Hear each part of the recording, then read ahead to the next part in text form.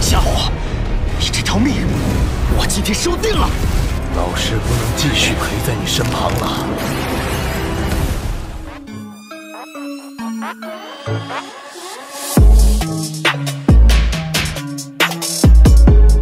Halo para tetua, para pecinta Battleground Heavens dimanapun kalian berada. Gimana nih kabar para tetua yang selalu stay dan udah selalu meramaikan kolom komentar? Udah siap lanjut dengan perjalanan dari Mang Oyan? Gue bilang gak usah pakai lama-lama lagi, kita lanjutkan perjalanannya dan selamat berimajinasi.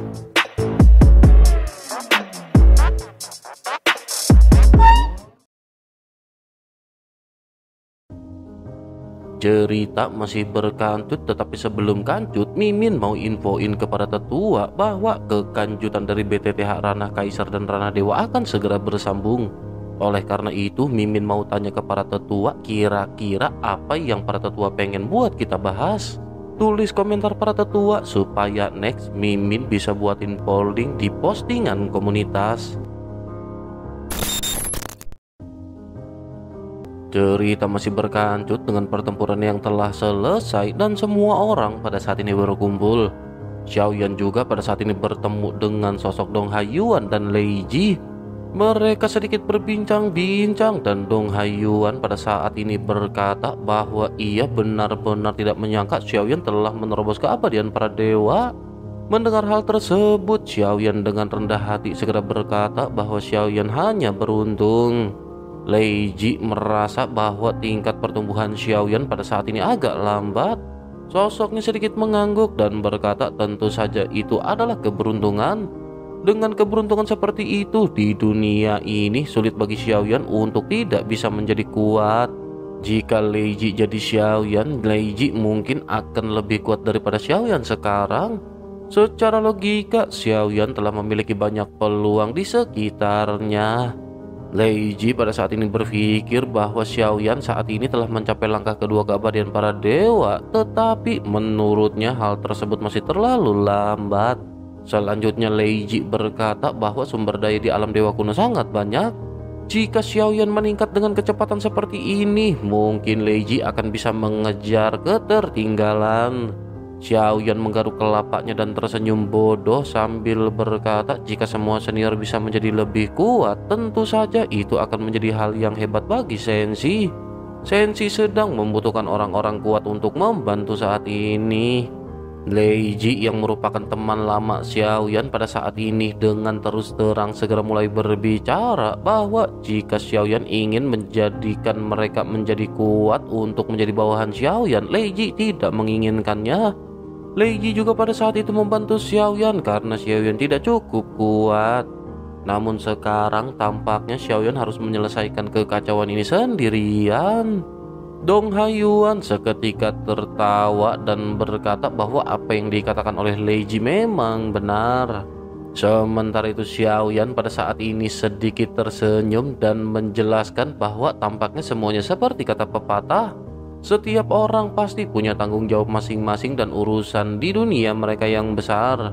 Karena mereka berada di Senshi, oleh karena itu naik turunnya dunia ini pasti akan bergantung kepada mereka. Lei Ji mendengus dingin mendengar apa yang dikatakan oleh Xiaoyan dan berkata bahwa ia tidak peduli.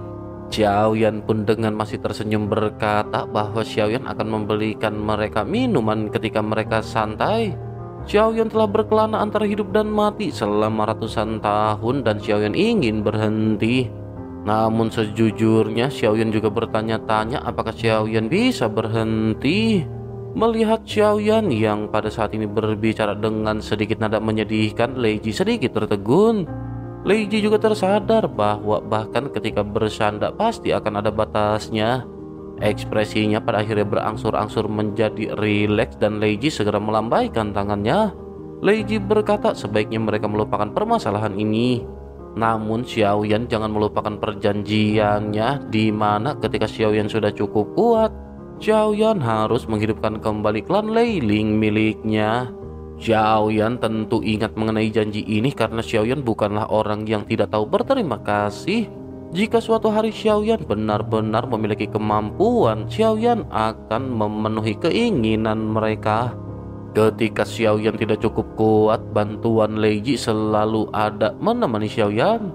Sepanjang jalan, pertumbuhan Xiaoyan didukung oleh banyak orang dan Xiaoyan terus maju hingga ke tempatnya saat ini. Dengan begitu, maka Xiaoyan pasti tidak akan melupakan niat awalnya mengumpulkan api untuk membentuk bintang.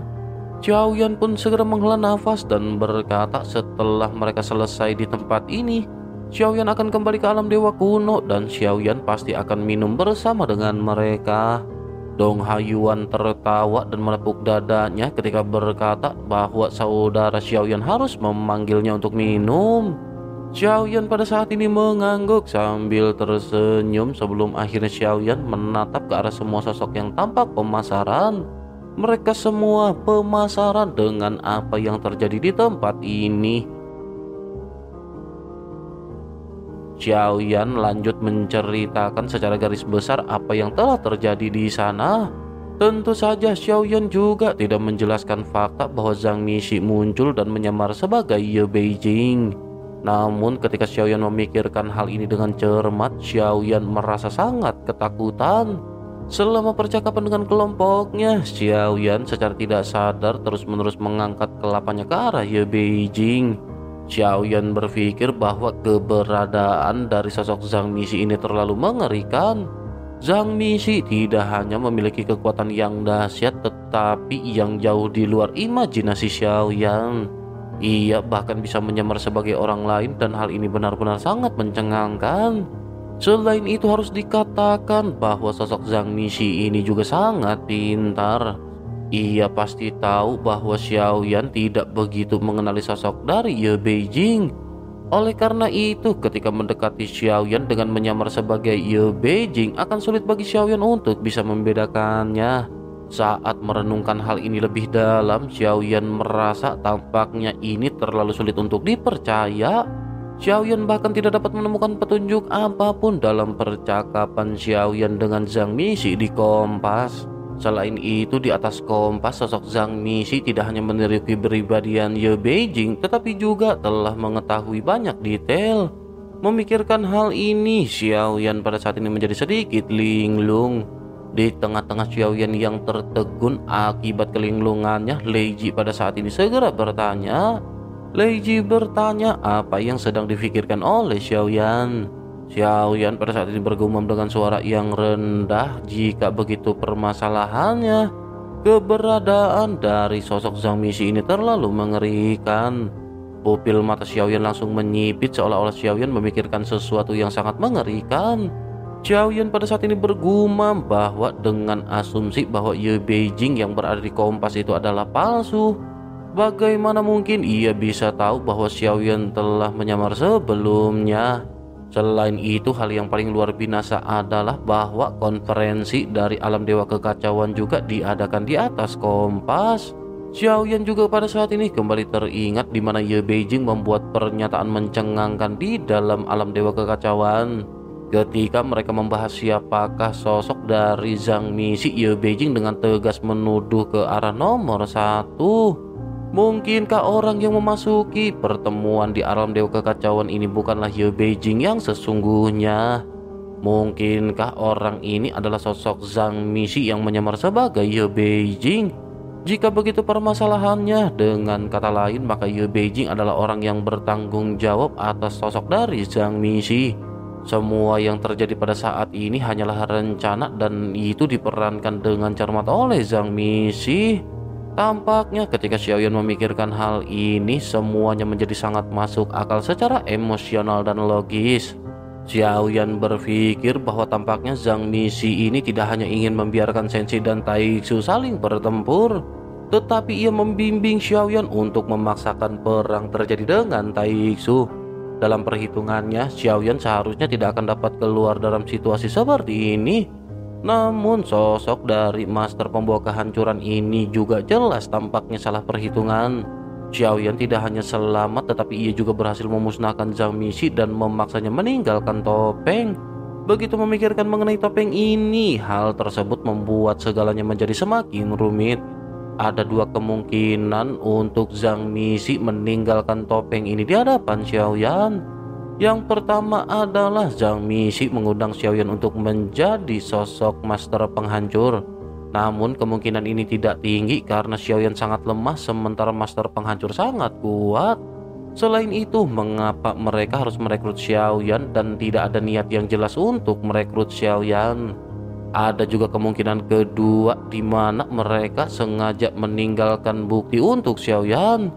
Begitu Xiaoyan memikirkan mengenai hal ini, maka semuanya akan mengarah kepada Ye Beijing.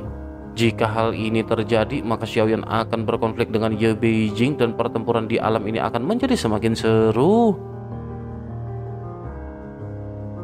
Xiaoyan pun mengerutkan kening, tetapi Xiaoyan tidak dapat menilai manakah di antara dua kemungkinan ini yang benar. Sekarang Xiaoyan masih membutuhkan kesaksian dari Ye Beijing untuk memastikan siapakah yang hadir dalam konferensi alam dewa kekacauan. Melihat Xiaoyan yang menggumamkan beberapa kata perlahan, Lei Ji mau tidak mau segera bertanya dengan rasa ingin tahu. Lei Ji bertanya apakah sesungguhnya yang Xiaoyan gumamkan. Xiaoyan tidak mengatakan apapun dan hanya menakupkan tangannya ke arah Lei Ji. Selanjutnya Xiaoyan berubah menjadi kilatan pelangi dan pergi meninggalkan mereka. Wajah cantik Lei Ji pada saat ini menunjukkan ketidaksenangan ketika ia bergumam bahwa Xiaoyan benar-benar masih menjadi orang yang tidak berperasaan. Ia benar-benar pergi begitu saja tanpa mengatakan apapun. Menanggapi hal tersebut, Dong Haiyuan segera berbicara perlahan sambil menatap ke arah punggung Xiaoyan. Dong Haiyuan berkata bahwa Xiaoyan telah berubah. Ia bukan lagi anak kecil yang belum tumbuh jembut, dan meskipun Xiaoyan belum sepenuhnya berubah, ia pada saat ini samar-samar memiliki bayangan yang mulia. Lei Ji pada saat ini hanya bisa menghela nafas dan berkata bahwa sesungguhnya menjadi terlalu kuat hanya akan membuat segalanya menjadi semakin membosankan. Sementara itu di sisi lain, Xiaoyan kembali lagi dan bersama dengan hal tersebut, sang ratu serta Ye Beijing menatap ke arah Xiaoyan bersamaan. Xiaoyan pada saat ini berencana untuk berbicara dengan Ye Beijing terlebih dahulu. Bagaimanapun hal ini terkait dengan sosok Zhang Mixi dan masalah ini sangat penting. Xiaoyan pun menatap ke arah Ye Beijing dan berkata sebaiknya mereka berbicara terlebih dahulu. Ada sesuatu yang pada saat ini perlu dikonfirmasi oleh Ye Beijing. Ye Beijing tiba-tiba tampak disukai oleh Xiaoyan dan kegembiraan di wajahnya segera melonjak. Ia lanjut menoleh menatap ke arah yang mulia ratu. Sang ratu pada saat ini tidak memiliki ekspresi di wajahnya dan benar-benar mengabaikan Ye Beijing. Sementara itu Xiaoyan dan Ye Beijing pada akhirnya seketika menyingkir. Xiaoyan menggunakan kekuatan spiritualnya untuk memastikan bahwa percakapan mereka tetap rahasia. Xiaoyan tanpa banyak basa-basi segera mengajukan pertanyaan pertama kepada Ye Beijing. Xiaoyan bertanya apakah ini adalah pertama kalinya mereka bertemu di Shenxi. Ye Beijing menatap ke arah Xiaoyan dengan ekspresi aneh di wajahnya. Sesaat kemudian Ye Beijing pun mengangguk dengan ekspresinya yang perlahan-lahan menjadi tegas. Selanjutnya ia berkata bahwa ia sebelumnya telah mencari Xiaoyan kemana-mana dan meskipun ia telah meninggalkan sedikit bekas pada Xiaoyan, bekas itu telah menghilang dan ia segera bergegas ke sini secepat yang ia bisa. Oleh karena itu, ini merupakan momen pertama kalinya ia bertemu dengan Xiaoyan di dunia Shenxi. Begitu selesai berbicara, dua rona merah pada saat ini muncul di wajah cantiknya dan Ye Beijing tampak malu. Selanjutnya Ye Beijing kembali bergumam bahwa ia tidak menyangka Xiaoyan begitu perhatian sampai-sampai Xiaoyan mengingatkan pertemuan pertama mereka. Xiaoyan seketika sedikit tercengang mendengar apa yang baru saja dikatakan oleh Ye Beijing. Xiaoyan tidak ingin terhanyut dengan apa yang pada saat ini dimainkan oleh Ye Beijing dan Xiaoyan menyipitkan matanya. Selanjutnya Xiaoyan berteriak dengan suara yang dalam ketika berkata bahwa ini bukan pertama kalinya Xiaoyan melihat Ye Beijing. Sebaiknya Ye Beijing berhenti berpura-pura. Ia pasti adalah orang yang bertanggung jawab di balik dari Master Penghancur. Suasana tiba-tiba menjadi serius dan ekspresi Ye Beijing seketika sedikit berubah. Ye Beijing pun merasa sangat aneh dan bertanya-tanya bagaimana mungkin ia bisa menjadi sosok di balik Zhang Mixi. Ye Beijing pun segera bertanya kepada Xiaoyan omong kosong macam apa yang dibicarakan oleh Xiaoyan. Bagaimana mungkin Ye Beijing adalah sosok di balik Zhang Mixi? Bukankah Xiaoyan telah menghabisi Zhang Mixi sebelumnya? Xiaoyan pada saat ini mengerutkan kening dan Xiaoyan kembali berbicara dengan nada yang lebih serius. Xiaoyan bertanya, bukankah Ye Beijing yang membawa Xiaoyan ke sini? Ia juga ikut serta dalam pertemuan di alam dewa kekacauan sebelumnya. Ye Beijing dan Xiaoyan sedang berada di suatu tempat bersama pada saat itu. Oleh karena itu, siapakah lagi sosok di balik Zhang Mixi ini jika bukan Ye Beijing? Xiaoyan pada saat ini menggertakkan giginya dan Xiaoyan melakukan hal ini dengan sengaja untuk mengelabui Ye Beijing. Sementara itu Ye Beijing pada saat ini mengerutkan kening dan ia benar-benar bingung dengan apa yang baru saja dikatakan oleh Xiaoyan. Meskipun ia masih mempertahankan penampilannya yang cantik di hadapan Xiaoyan, ia masih sedikit marah dengan kata-kata dari Xiaoyan. Ye Beijing pun segera berkata sebaiknya Xiaoyan pada saat ini menjelaskan dengan jelas apakah sesungguhnya hubungan ini dengan Ye Beijing. Apakah Xiaoyan memiliki bukti langsung mengenai apa yang baru saja dijelaskan oleh Xiaoyan? Bagaimana mungkin Xiaoyan bisa mengatakan Ye Beijing adalah orang yang bertanggung jawab atas sosok di balik Zhang Mixi? Melihat reaksi dari Ye Beijing, Xiaoyan pada saat ini sudah memiliki jawaban di benaknya. Tetapi sosok Zhang Mixi penuh dengan tipu daya, oleh karena itu Xiaoyan masih belum berani memastikan sepenuhnya. Di sisi lain, Ye Beijing pada saat ini kembali berkata kepada Xiaoyan bahwa ia begitu baik kepada Xiaoyan, tetapi Xiaoyan malah meragukan Ye Beijing. Begitu selesai berbicara, mata Ye Beijing seketika memerah dan ia langsung menangis. Xiaoyan sedikit terkejut dan Xiaoyan tidak tahu apa yang harus Xiaoyan lakukan. Xiaoyan juga bertanya-tanya mengapa Ye Beijing tiba-tiba menangis. Melihat Ye Beijing yang air matanya keluar, Xiaoyan menduga bahwa kata-kata Xiaoyan tampaknya terlalu kasar. Xiaoyan pun segera berkata sebaiknya Ye Beijing jangan menangis terlebih dahulu. Setelah Xiaoyan mengatakan hal ini, tiba-tiba Xiaoyan pada saat ini mulai berpikir. Xiaoyan menyadari baik itu Ye Beijing ataupun Yang Mulia Ratu, mereka berdua adalah orang-orang yang jenius dalam berakting. Sementara itu Ye Beijing pada saat ini berteriak dengan keras ke arah Xiaoyan bahwa tanpa ada jam bukti nyata, apa hak Xiaoyan untuk mengatakan bahwa Ye Beijing adalah sosok di balik Zhang Mixi. Xiaoyan pada saat ini hanya bisa menggelengkan kelapanya dan merasa tidak berdaya dengan tangisan Ye Beijing. Nada bicara Xiaoyan pun sedikit melunak ketika Xiaoyan berkata bahwa Xiaoyan bukannya meragukan Ye Beijing.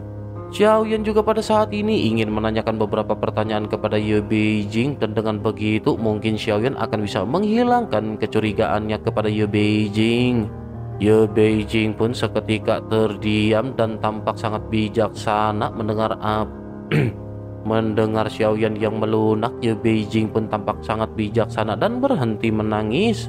Ia menatap ke arah Xiaoyan dengan mata yang berair, sementara Xiaoyan pada saat ini kembali bersikap lebih lunak. Xiaoyan berkata bahwa pertanyaan pertamanya adalah kapan terakhir kali ia menghadiri konferensi di alam dewa kekacauan. Ye Beijing tampak berpikir sejenak dan menjawab sepertinya baru-baru ini. Sepertinya ada rapat yang baru saja diadakan ketika ia datang ke Sensi. Xiaoyan berpikir bahwa permasalahan waktu tampaknya tidak terlalu bermasalah. Namun Xiaoyan pada saat ini ingin menegaskan lebih lanjut mengenai sisi lainnya. Xiaoyan pun segera bertanya apakah Ye Beijing ingat apa yang ia katakan kepada Yi pada saat itu. Ye Beijing kembali berpikir dan bergumam jika dipikir-pikir ia seharusnya ingat apa yang ia katakan. Pada saat itu ia mengatakan mengenai tebakannya bahwa sosok di balik Zhang Mixi adalah sosok nomor 1. Ye Beijing pun menggertakkan giginya dan tampak ada ketidaksenangan di wajahnya. Xiaoyan pada saat ini menatap ke arah Ye Beijing dan mengerutkan kening. Xiaoyan merasa bahwa kasus ini pada dasarnya sudah bisa untuk dipastikan. Hampir tidak mungkin bagi Ye Beijing untuk menjadi orang yang bertanggung jawab atas sosok di balik Zhang Misi. Apa yang baru saja dikatakan oleh Ye Beijing ini benar-benar persis sama dengan apa yang ia katakan ketika berada di alam dewa kekacauan. Gadis ini benar-benar berani berterus terang dan ia berani membuat tuduhan hanya berdasarkan tebakannya kepada nomor 1. Xiaoyan pun menghela nafas dan berkata bahwa kecurigaan Xiaoyan kepada Ye Beijing bisa dikesampingkan untuk saat ini. Ye Beijing pada saat ini mengerutkan kening dan bertanya apa maksud Xiaoyan dengan pengecualian sementara. Begitu selesai berbicara, Ye Beijing mengeluarkan tangannya dan langsung meraih lengan bawah Xiaoyan. Sang ratu yang awalnya tidak bereaksi pada saat ini begitu melihat Xiaoyan melakukan kontak fisik dengan Ye Beijing. Ekspresinya tampak berubah dengan alisnya yang sedikit berkerut. Sementara itu Xiaoyan pada saat ini segera berkata bahwa Ye Beijing telah bebas dari kecurigaan Xiaoyan. Semua ini murni karena salah Xiaoyan mencurigai sosok Ye Beijing. Ye Beijing pada saat ini sedikit menghela nafas sambil menyeka air matanya dan mengubah nada suaranya. Ye Beijing lanjut berdiri di samping Xiaoyan dan tampak berpikir sebelum akhirnya berkata bahwa kali ini memang salah dari Zhang Misi. Ia telah menempatkan Xiaoyan dalam situasi yang sangat berbahaya. Setelah pertempuran dengan Zhang Misi, ia ingin tahu apakah ada orang yang Xiaoyan curigai. Mendengar hal tersebut, Xiaoyan menggelengkan kelapanya dan Xiaoyan kembali berpikir. Jika Ye Beijing nomor 1 dan Suqian Taiyi dikecualikan, maka pada saat ini ada 6 orang yang tersisa di alam dewa kekacauan. Jika begitu permasalahannya, maka salah satu di antara 6 sosok ini merupakan sosok yang bertanggung jawab di balik sosok Zhang Misi. Namun karena mereka semua berada di dunia yang berbeda, mereka juga hampir tidak memiliki kesempatan untuk bergaul satu sama lain. Mereka tidak saling memahami, terlebih lagi bahkan meskipun Xiaoyan memiliki kecurigaan, sulit untuk bisa mendapatkan bukti yang kuat. Jika Xiaoyan ingin menangkap orang yang bertanggung jawab atas sosok Zhang Misi, Xiaoyan harus memberikan bukti kuat. Xiaoyan pada akhirnya kembali balik bertanya kepada Ye Beijing apakah ia memiliki sosok yang dicurigai. Ye Beijing menyipitkan mata indahnya ketika ia menatap ke arah Xiaoyan dengan curiga. Xiaoyan pun menunjuk dirinya sendiri ketika bertanya apakah Ye Beijing mencurigai Xiaoyan. Ye Beijing pun seketika berkata monyong-monyong sepertinya sekarang siapapun bisa menjadi sosok di balik Zhang Misi. Ia telah melihat yang mulia yang licik dan ia telah diplot olehnya berkali-kali. Jika berdasarkan gaya yang mulia dalam melakukan sesuatu, hal ini benar-benar mungkin. Tetapi setelah bergaul dengan Xiaoyan beberapa lama, ia menemukan bahwa Xiaoyan berbeda dari Gu Zhongsheng. Xiaoyan lebih jujur daripada Gu Zhongsheng dan nilai-nilai Xiaoyan juga sangat positif. Ye Beijing mengacungkan jempol kepada Xiaoyan seolah-olah ia pada saat ini sangat menghargai Xiaoyan. Selanjutnya senyum cerah pada saat ini muncul di wajah Ye Beijing. Sementara itu Xiaoyan mengabaikan pujian-pujian ini dan Xiaoyan akhirnya berhenti membahas topik masalah master pembawa kehancuran. Xiaoyan pada saat ini lanjut bertanya kepada Ye Beijing apa yang akan ia lakukan selanjutnya. Ye Beijing seketika langsung menatap ke arah Xiaoyan dengan mata berkaca-kaca dan bertanya apakah Xiaoyan tidak akan mengusir Ye Beijing. Ia sudah banyak membantu Xiaoyan di alam iblis keabadian kuno. Ye Beijing tidak percaya bahwa Xiaoyan adalah orang yang tidak berperasaan. Ye Beijing tidak akan memakan Xiaoyan, terlebih lagi ia juga belum pernah ke Shenxi. Oleh karena itu, bagaimana jika Xiaoyan mengajaknya jalan-jalan? Xiaoyan pada saat ini berpikir bahwa memang sulit bagi Xiaoyan untuk mengusirnya. Tetapi jalan keinginan yang dipraktikkan oleh Ye Beijing benar-benar membuat Xiaoyan merasa ngeri. Jika Xiaoyan tidak dapat mengendalikan diri dan dimanfaatkan oleh Ye Beijing ketika Xiaoyan tidak siap, Hal tersebut akan menjadi hal yang sangat beresiko untuk dilakukan. Tetapi meskipun begitu, Xiaoyan masih memiliki banyak hal yang tidak dipahaminya mengenai alam iblis keabadian kuno. Hal ini berkaitan dengan sosok dari klan Jimmy. Kekuatan merebut tubuh orang lain yang dimiliki oleh Xiaoyan pada saat ini berasal dari klan Jimmy. Ye Beijing pasti tahu tentang mereka dan mungkin Xiaoyan bisa mendapatkan beberapa informasi tentang klan Jimmy. Xiaoyan pun mengangguk dan berkata bahwa Xiaoyan bisa mengatur hal ini. Begitu selesai berbicara, Xiaoyan pun berbalik dan segera terbang menuju ke arah Yang Mulia Ratu. Ye Beijing cukup bijaksana untuk tidak mengikuti Xiaoyan dan sosoknya berkeliling. Ketika 50.000 keabadian dewa dari alam iblis keabadian kuno menatap ke arah Ye Beijing, mereka semua tampak bersemangat.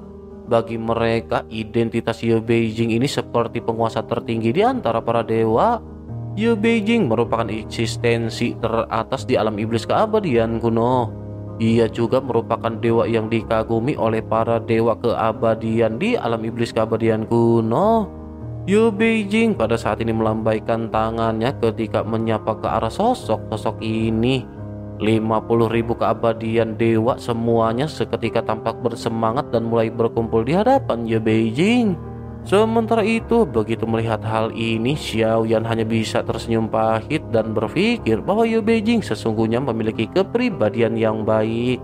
Selain itu, yang mengejutkannya lagi adalah mustahil bagi orang lain untuk tidak menyukai Ye Beijing sama sekali. Sesaat kemudian, Xiaoyan pada akhirnya segera kembali ke sisi Yang Mulia Ratu. Tatapan Yang Mulia Ratu juga jatuh ke wajah Xiaoyan seolah-olah ia sedang mengamati wajah Xiaoyan dengan seksama. Xiaoyan pada saat ini sedikit kikuk dan Xiaoyan berusaha untuk mencoba menjelaskan kepada Yang Mulia Ratu. Xiaoyan berkata bahwa mereka baru saja memiliki masalah pribadi. Oleh karena itu, sebelum Xiaoyan menyelesaikan perkataannya, Yang Mulia Ratu segera menyela perkataan Xiaoyan dan berkata bahwa itu tidak apa-apa. Terlebih lagi, bukankah di antara Xiaoyan dan Yang Mulia Ratu hanyalah seorang teman? Dengan begitu, maka Xiaoyan pada saat ini tidak perlu menjelaskan apapun kepada Yang Mulia Ratu. Xiaoyan pada saat ini terbatuk kering dan Xiaoyan pada saat ini menggaruk kelapanya untuk meredakan rasa malu. Selanjutnya Xiaoyan segera memulai topik pembicaraan dengan bertanya apakah Yang Mulia Ratu benar-benar tahu tentang sosok dari Zhang Mixi. Yang Mulia Ratu pun menggelengkan kelapanya dan menjelaskan bahwa ia pernah mendengar nama ini tetapi ia benar-benar tidak mengetahuinya. Xiaoyan seketika tersenyum pahit mendengar apa yang baru saja dikatakan oleh Yang Mulia Ratu. Mungkinkah Yang Mulia Ratu benar-benar tidak mengetahui sosok Zhang Mixi? Mungkinkah alasan mengapa Yang Mulia Ratu mengatakan bahwa ia mengetahuinya sebenarnya hanya karena ia marah kepada Ye Beijing? Namun meskipun begitu, Xiaoyan pada saat ini bisa melihat dan menyadari perubahan halus di mata sang ratu. Xiaoyan pun tetap diam dan Xiaoyan memutuskan untuk tidak bertanya lebih lanjut. Xiaoyan tahu bahwa dengan kelicikan yang dimiliki oleh sang ratu, jika ia ingin menyembunyikan sesuatu, maka Xiaoyan tidak akan bisa mengetahui sedikit pun informasi dari sang ratu. Meskipun Xiaoyan hanya melihat sedikit gelagat dari Yang Mulia Ratu, tetapi Xiaoyan merasa bahwa Yang Mulia Ratu tidak sederhana. Yang Mulia Ratu adalah sosok yang tidak bisa diduga. Sang ratu pasti tahu tentang sosok Zhang Mixi, tetapi ia memilih untuk menyembunyikannya dari Xiaoyan. Xiaoyan juga tidak berniat untuk menanyakannya lebih lanjut karena Xiaoyan pada saat ini tahu tentang tindakan Yang Mulia Ratu. Sudah cukup bagi Xiaoyan untuk mengetahui bahwa sang ratu tidak berniat menyakiti Xiaoyan.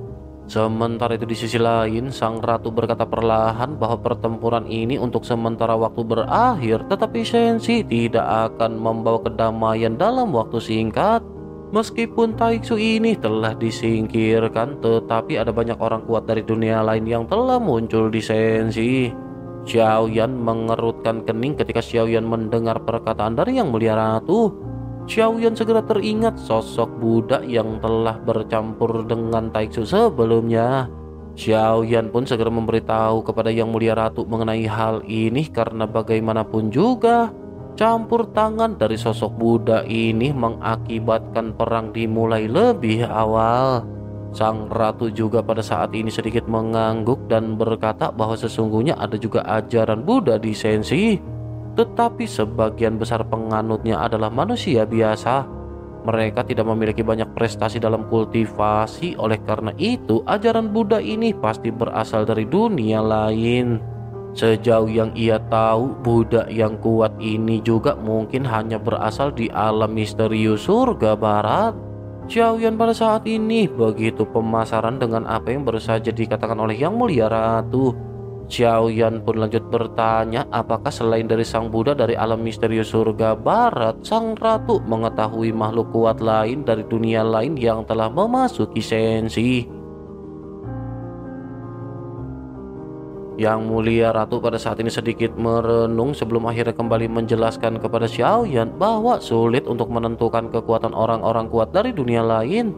Mereka tidak seunik para Buddha dari alam misterius surga barat, tetapi ada perbedaan dalam metode masing-masing. Dengan begitu, maka pada saat ini mereka benar-benar masih belum bisa memastikan informasi ini dengan jelas. Mendengar hal tersebut, Xiao Yan pada saat ini kembali mengajukan pertanyaan apakah tujuan mereka menyerbu Senshi. Apakah mereka dihasut oleh Taiksu dan ingin bergabung dengan Taiksu untuk menghadapi Senshi? Yang Mulia Ratu menghela nafas dan menggelengkan kelapanya sambil menjawab bahwa hal itu memang mungkin. Tetapi jawaban pasti mengenai hal ini masih perlu dikonfirmasi lebih lanjut. Sebaiknya mereka pada saat ini menyerahkan permasalahan ini kepada Keyun terlebih dahulu. Karena Xiao Yan telah kembali dari alam iblis keabadian kuno dan telah mengalami perang yang begitu berat. Kembalilah ke alam dewa kuno bersama sang ratu dan lihatlah istri serta anak-anak Xiao Yan. Mereka telah terpisah dari Xiao Yan selama ratusan tahun dan akhir-akhir ini tidak dalam kondisi yang baik. Xiao Yan menghela nafas dan sedikit mengangguk mendengar apa yang baru saja dikatakan oleh Yang Mulia Ratu. Selanjutnya Xiao Yan pada saat ini mendongak dan melihat banyak prajurit Taiksu yang diikat. Xiao Yan berpikir akan sangat sia-sia jika menghabisi boneka-boneka ini. Sebaliknya mereka akan bisa dimanfaatkan untuk meneliti teknologi Styx. Para tokoh dari alam iblis keabadian kuno juga dengan cepat mengamasi segala sesuatu yang tersisa dari Taiksu dan mencoba mengambil semua yang mereka bisa. Selain itu, yang mengejutkan Xiao Yan juga adalah bahwa jumlah dari sosok-sosok ini sangat banyak. Ada ratusan kapal dan dewa Taiksu yang tersisa yang ditinggalkan oleh para prajurit Taiksu. Jika Xiao Yan bisa memanfaatkan mereka, maka bukankah hal ini benar-benar akan menjadi kekuatan bagi Senshi?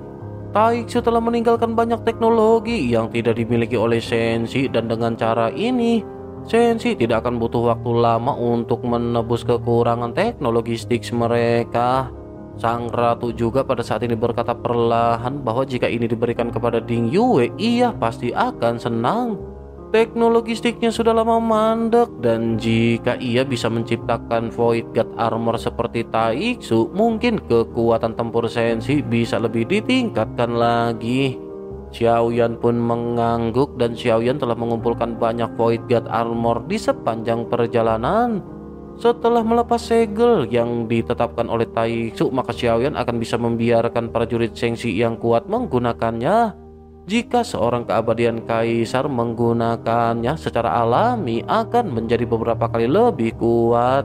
Xiao Yan tidak dapat menahan keterkejutannya dan bergumam bahwa Taiksu telah memiliki banyak kemajuan dibandingkan dengan Void God Armor yang pertama dilihat Xiao Yan sebelumnya. Taiksu terus-menerus menyempurnakan Void God Armor ini selama 1000 tahun terakhir. Tidak hanya itu, Taiksu juga telah mengganti jantung dan anggota tubuh dari binatang buas menjadi logam. Dengan begitu, maka mereka dapat mengendalikan makhluk-makhluk ini. Xiao Yan pada saat ini benar-benar tercengang dengan kelainan yang dimiliki oleh Taiksu ini. Mereka benar-benar sangat ahli dalam teknologi Styx. Ketika semua dunia mengabdikan diri mereka untuk berkultivasi, Taiksu justru mengambil pendekatan lain ketika sumber daya untuk berkultivasi tidak mencukupi.